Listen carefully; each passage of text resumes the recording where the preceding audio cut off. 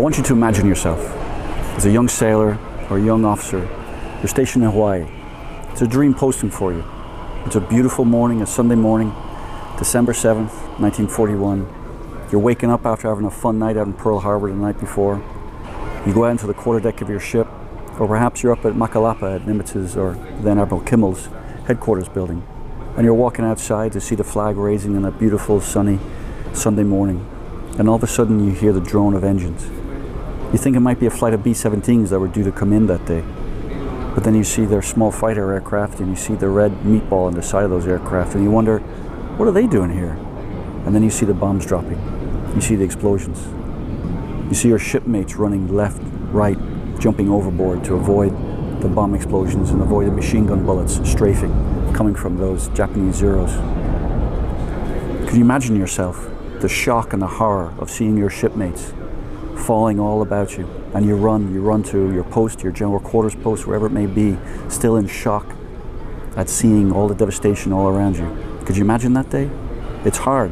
And when that happened way back in 1941, when President Roosevelt said that it was a day that would live in infamy, he was right. But we didn't know what would happen to our country after that.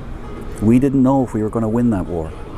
Admiral Yamamoto, the Japanese admiral, commander-in-chief of the Japanese attack force on that day, said, "I fear that all we have done is to awake a sleeping giant."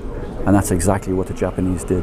They awoke a sleeping giant, and America would rise from those ashes. The 8 battleships that day that were damaged or sunk, from that 8, we raised 6 of them, and they went out to fight the Japanese in the Pacific. Pensacola, where we are here now, plays a very important role in the United States Navy's role in World War II after that. We have a very special tie to Pearl Harbor. Commanding officer from 1961 to 1964 was Captain Bedell. He was a brand new aviator who got his wings here in Pensacola, and he went out to Pearl Harbor, and a month later he was there on the quarterdeck of his ship watching the bombs fall and the explosions of that terrible morning. During the war, over 12,000 aviators were trained here, aviators that went on to win the battles of Midway, Leyte Gulf, Okinawa, and the final bombs that were dropped in Tokyo. It was here at NAS Pensacola that those young men and women went on to win that final victory in the Pacific.